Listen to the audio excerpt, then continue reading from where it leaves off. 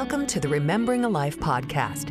I'm your host, Holly Ignatowski, and today my guests are Meg Galarza, owner of Yoga One Studio in Cedarburg, Wisconsin, and Elizabeth Lewis, grief support specialist, stress resilience trainer, spiritual counselor, and motivational speaker. I'm really looking forward to this conversation because we're going to learn how a yoga practice can help us as we move forward in our grief following a loss. So welcome, Meg and Elizabeth. Thank you for joining me. Thank you.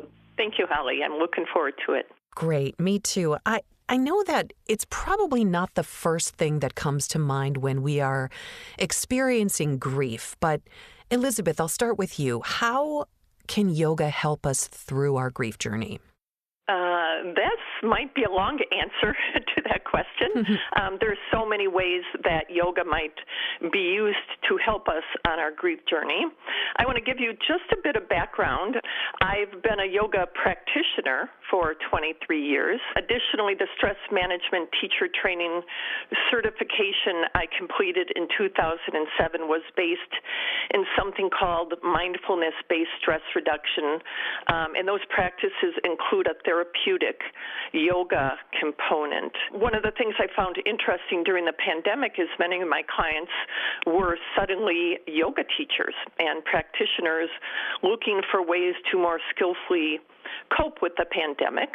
So working with so many yogis got me thinking again about the many ways in which yoga can help us with our grief journey. And this is some of the things I've come up with on why it can be so effective. For example, in yoga, our mat, coming to the mat is a place where we can learn to let go of judgment and be with what is as it is with acceptance. That was certainly my personal experience when I began practicing yoga. I was recovering from a severe traumatic brain injury and wasn't able to do balanced poses, which still to this day are quite a challenge for me. And prior to my injury, I had been athletic and so felt very frustrated, and I was very hard on myself. I was so disappointed in myself that I couldn't do these things. And there was definitely a sense of grief around that. But over time, the longer I practiced yoga, I found myself becoming more present to what is. And I was able to bring compassion to myself for my struggles. And now when I find myself actually smiling slightly on days when I'm unable to do balance poses, and in those moments, rather than judging myself, I now find my inner dialogue is like, well, isn't that interesting that I'm not able to do that today? So a mindset of non-judgment can be so helpful in the grieving process. Non-judgment of uncomfortable emotions, of uncomfortable thoughts and physical sensations can really aid us in releasing struggle. And releasing struggle can help ease our suffering in the grieving process.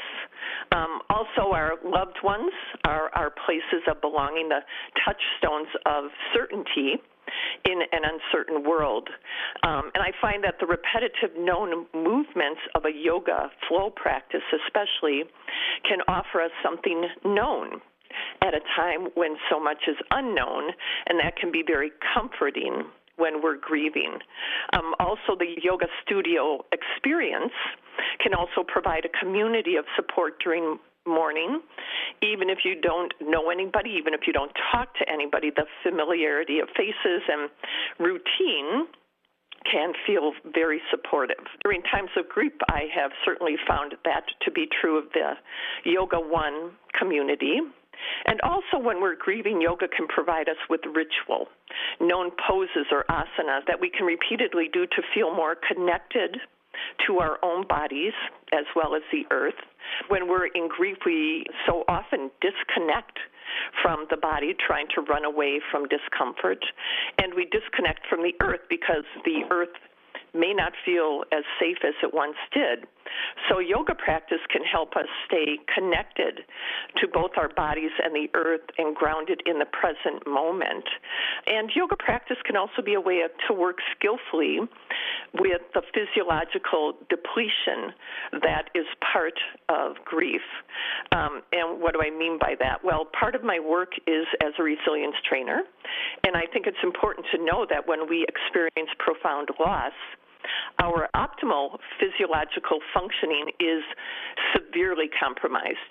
The experience of loss negatively affects our immune system, hormonal and nervous system functioning, and inhibits access to our executive brain functioning. That's why we feel kind of out of it often as we grieve.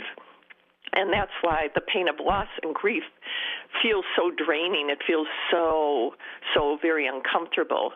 So yoga practice offers a way to enhance our overall physiological functioning by optimizing our immune, hormonal, and nervous system functioning. And by optimize, I mean that whatever our best possible functioning at any given time when we're grieving. So it can be helpful to think of the mourning period, our grief period, as a time of energy depletion or energy drain. And yoga offers us a way to keep our body's energy systems functioning in the most balanced way possible as we navigate the grief journey. Meg, talk about that. The mind-body connection is so strong. We know that. Our thoughts can affect how we feel physically. You seem to have been born doing yoga. From reading your bio, you've been involved with it almost your whole life.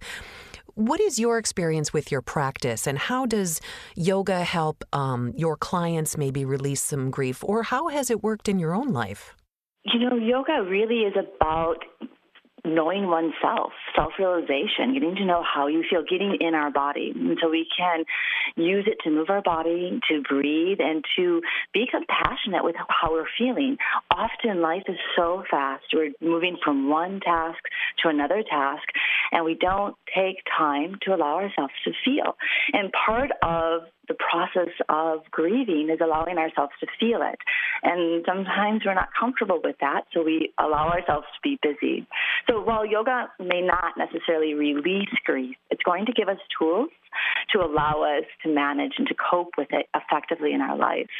I think we've learned that when we tune into our emotions and we hold space for ourselves, and yoga allows us to have safe space, as Elizabeth so beautifully explained, in a non-judgmental place, to allow ourselves to feel. And it's in that level, when we feel, this is where we can begin to heal.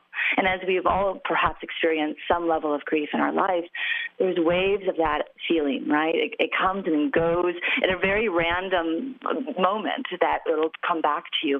But allowing yourself and giving yourself permission to hold space for yourself to feel it versus, I think, ignore it. And I feel that yoga will help us when we get on the mat in a safe space to move, to breathe, and to channel our grief in a more manageable way over time. And I imagine that doesn't happen just with one yoga session. There's that chatter that goes on in your head, and it's so hard to quiet that, whether you're stressed out, and especially when you're grieving, there's so many thoughts going on. How do you start with that? Is it posing? Is it breathing? Where do you start with stopping that chatter? So the funny thing is, chatter doesn't necessarily stop, right? I always say that we're always going to have thoughts, and noticing, though, our thoughts is what is important. So some steps that we do in a yoga practice would be, first, the beginning of a yoga class, centering ourselves. And the skill would be like a body scan. How is my body today? We're always in our head, so let's get out of our head for a moment, and let's tune into physically, how am I feeling, right? We might be aware that our neck is tight, our shoulders are tight, or even you might be carrying some tension in your belly. So once we kind of get into our body, let's come now back and observe our mind. What are our thoughts? And how are our thoughts making us feel? What are the emotions? And are those emotions somehow connected to some sensation that you might be feeling in your body? And then we begin the tools of yoga, which would start with the breath work, being able to breathe deep. And that is often quite difficult, because to breathe, it allows us to feel. And often what we do, sort of as a regulatory system to not feel, to just kind of manage and push through, is our breath becomes shallow. We hold our breath.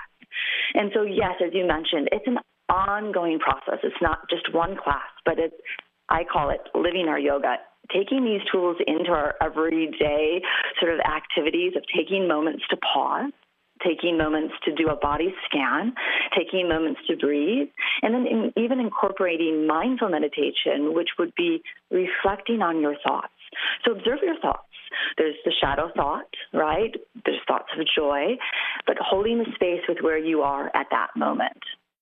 And Elizabeth, there are so many different forms of grief, not only just the loss of a loved one, but we can grieve a breakup or losing a job or even moving away from friends. How does yoga help with those losses? Does it help with those? Oh, it definitely can help with those losses. A large part of my grief support client base is grief due to non-death losses, especially divorce. And with my younger clients, heartbreak due to a breakup. Recently, I had the thought that I should just set up an office at UWM on campus to help young people whose hearts are broken due to a breakup. I mean, it's that common, I guess you would say. In my own life experience, and this can kind of answer that question, my husband and I went through a 12-year period in which our home was threatened and then eventually lost to a neighbor's ill-conceived construction project that resulted in a 60-foot sinkhole in our backyard, among other things. And during that time period, it was really a time period of ongoing stress, and I was working from home a lot. And during that time, I found myself spontaneously doing yoga poses when a wave of grief hit about what was going on. When I started to feel grief kind of bubble up, especially I could feel my chest tighten or tears kind of felt caught in the chest. So I would stop whatever I was doing and often do several very specific poses, most of them forward folding. And forward folding poses really help to calm the autonomic nervous system. So one was ragdoll, where you kind of fold forward and let your arms and head hang. And I would do that until the wave of grief would pass. I would also pair this pose with mindfulness-based stress reduction practice called the relaxing sigh. So as you're folding, you sigh out whatever you're feeling, basically very loudly, and then just drop forward. And that releases any caught tensions in the chest. And the other thing I did a lot, and this might sound strange, but sometimes I would do this strength pose called Warrior Two, and it's a really dynamic standing pose of strength. And I would add something called the lion's roar to it, which is a yoga practice that opens the throat. What I found interesting is that one of my clients recently told me that she sometimes locks herself in the restroom at work and does Warrior Two when a wave of grief hits her and she feels like crying at work and she thinks it's not appropriate. So my client's employer only offered a few days of bereavement leave, which is so common in our culture. We don't give ourselves enough time off to deal with our loss. And so my client sometimes feels like she has to muscle through her day, as she puts it, while trying to work and honor her grief. So my client said she does yoga too in the privacy of the restroom to give herself a way to express inner strength when her inner world feels so fragile. And she said it has been so helpful to her to do this periodically throughout the day. So we talked about certain poses. Meg, there are a number of different types of yoga too. There's the beginning with some of the poses, holding the poses. There's the flow. Is there any particular type of yoga that you find most helpful to release grief, or is it just kind of whatever works with one particular person? Yeah, I would say it's individual, right? So depending upon what that person is experiencing and what that person needs, as Elizabeth shared, I love that story about striking a Warrior Two to find your strength and your power. So there's different styles of yoga, and in regards to grieving or just living mindfully, finding the right style is trying the classes and see how it makes you feel. If we're feeling that we are tired and we need rest, a more restorative class, yin practice will allow our nervous system to reset. And sometimes we really need more of an active practice. It might be a heated practice, more of a flow practice that gets things moving, gets energy moving. And what's quite interesting in yoga, and it relates to Ayurveda, which is the sister science, is often often we think we need something. If we're tired, we should take a more restorative class. But actually, what Ayurveda would say is take the opposite energy. So to help increase your energy rather than rest, start to move. Versus, and if you're really agitated and you just can't sit still, and the thought of a restorative class sounds like you would not enjoy it, actually a restorative class would be good for you. So I would recommend just trying several different classes and allowing to know that it's safe space. You can go at your own pace and just feel what feels best for you. It's a journey that anyone can start at any time. There's no specific time to begin to end. And it's a lifetime practice you can always come to in a safe space. And Meg, you've spent a lot of time studying mindfulness and meditation as well. How do meditation and yoga work together and become useful when dealing with grief? So there's many different styles of yoga, and just meditation practice is a form of yoga. What we see a lot now in the West are the asana, or the physical aspects of the practice, which is really important for us because we sit a lot, so movement is important. So what the physical postures do is they allow us to get all the movement out of our body so that we can sit for a moment and meditate. It's much easier for some people to have an active practice, to stretch the body, to do some breath work, and then take time to sit and to meditate. So they kind of go twofold. They work well together. Mindfulness and meditation practice, yes, I was blessed, if I can say, to have been raised quite early with learning how to meditate as a child. So when you're raised in such a way, you don't really realize it's gifts until you meet others. A lot of my students will tell me I have such difficulty meditating. And I'm like, share with me, what's the challenge? And they're like, I can't meditate. My mind is crazy. And so as soon as I tell them, just release that trying to control the mind and allow yourself to sit with the thoughts. And they're like, okay, I'm going to do that. The second major concern that people have is I can't sit. I'm uncomfortable sitting. So I'm like, okay, that's why we're going to do some practice in yoga. We're going to get some nice hip openers, work our hamstrings, and lengthen our spine so we can sit. But here's the other thing. You can sit in a chair. You don't have to sit on the ground in the classroom. You can sit on a bolster, on somewhere to be comfortable, and that's the most important thing. So if you're uncomfortable in your body, it's going to be difficult to have mindfulness. So another opportunity is a mindful walk. An active movement meditation. Go out into nature. Just walk without music, without sound, and allow yourself to just take in being in nature and walking. And then lastly, another wonderful tool is journaling. So taking time in the morning, taking time in the evening, taking time after a yoga practice or meditation to journal your feelings and your thoughts. And do those two practices work together? Does yoga open you up to maybe being able to write those thoughts and experiences related to our grief more effectively? I personally think so, but I think it's individual. I don't feel like you have to do yoga for meditation, mindfulness, or journaling to work. What I feel yoga gives us tools to become embodied and to really understand how we're feeling. And then from that state, it will allow us to channel more into our meditation and into our journaling. Elizabeth, is there a certain point in the grief journey where yoga might be more helpful, people might be more open to it? Do you have to be in the right place to start a yoga practice when you're dealing with grief? I mean, that's a kind of multi-layered question with many answers. As Meg was just pointing out, it is so individual. People have to express a readiness or at least a desire. If somebody doesn't connect even to the thought of yoga, then yoga might not be the thing that they do as they're grieving. There should be no shoulds when it comes to how we travel our grief journey.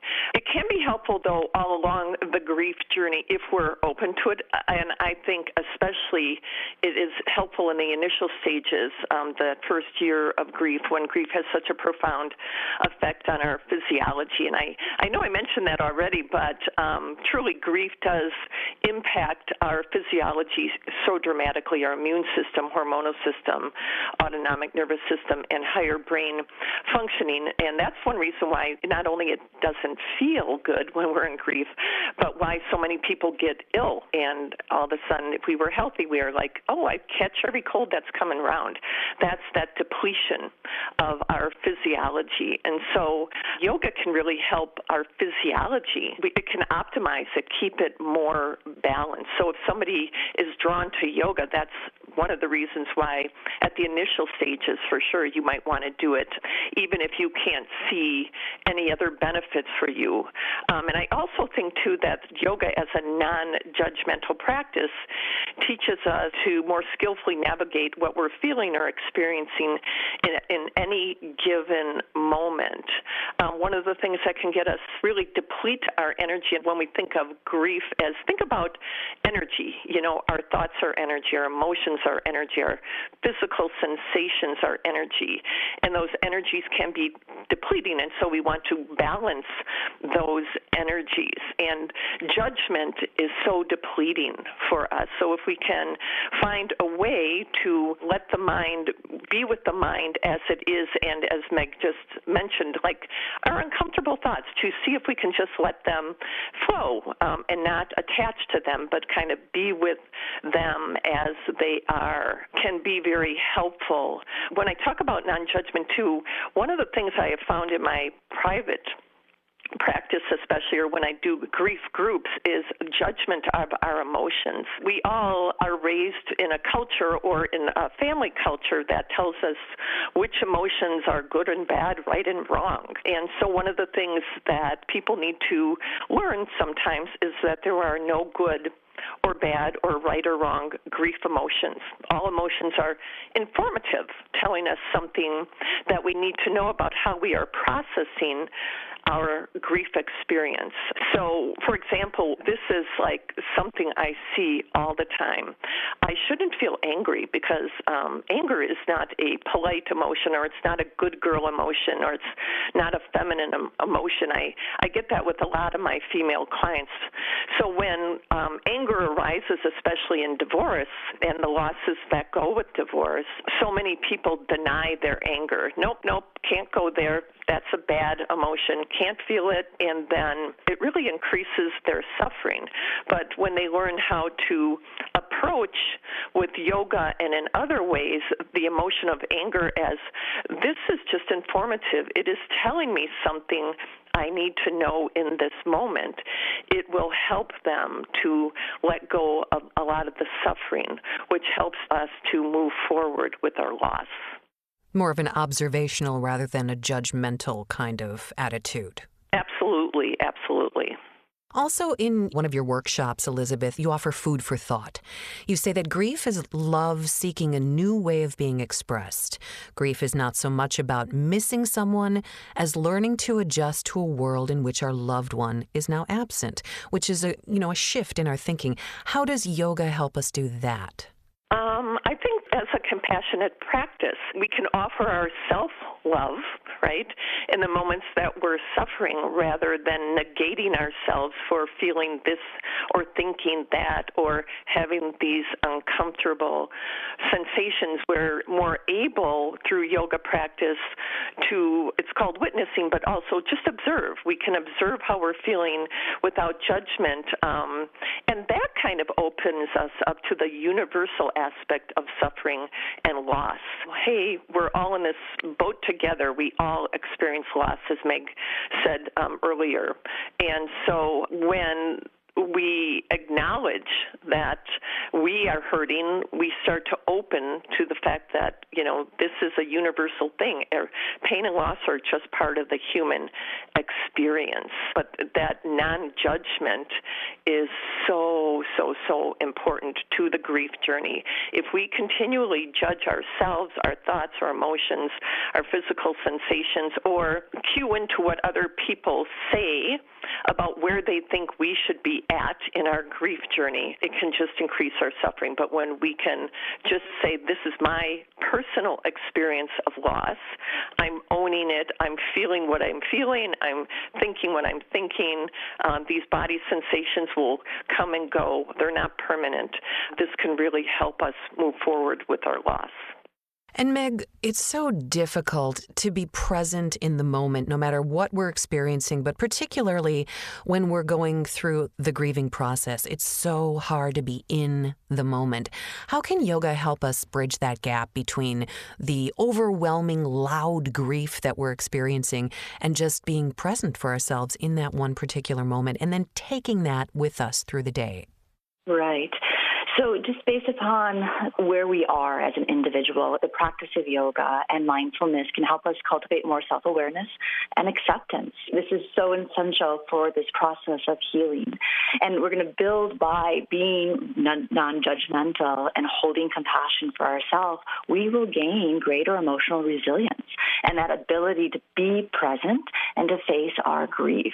It's actually uncomfortable to stay present and to be with those feelings and those thoughts. Even if you're not experiencing grief, your first few yoga classes are uncomfortable. So I do tell my new students when they come through the door, I said, give me 5 classes. I said, the first class, they're going to walk away going, what just happened? What did I do? And you find that after 5 classes, it kind of clicks, this feeling. You understand that it's safe. No one's watching you. No one's judging you. No one knows what's going through your mind. The teacher doesn't know that your mind has all the chatter, but you're showing up for yourself. And when you show up for yourself, and you have that ability to build that resilience. We ask all of our guests this question, so I'll ask both of you, and I'll start with you, Elizabeth. Who are you remembering today? Oh, wow. This morning and so many mornings recently, I've been waking up thinking about my friend Marie. She was an amazing artist and a really joyful heart, and she died 2 years ago around Thanksgiving. I met Marie in 2008 when she took a week-long workshop I presented on therapeutic visual journaling. And over the years, I helped Marie. At the time, she had cancer, breast cancer at that time, and I helped her family and her through that first breast cancer experience and then the reoccurrence in 2020. And then I did a lot of resilience building workshops for her and her friends. She had this really awesomely huge and loving community. So what I remember this morning was I was so happy to remember it.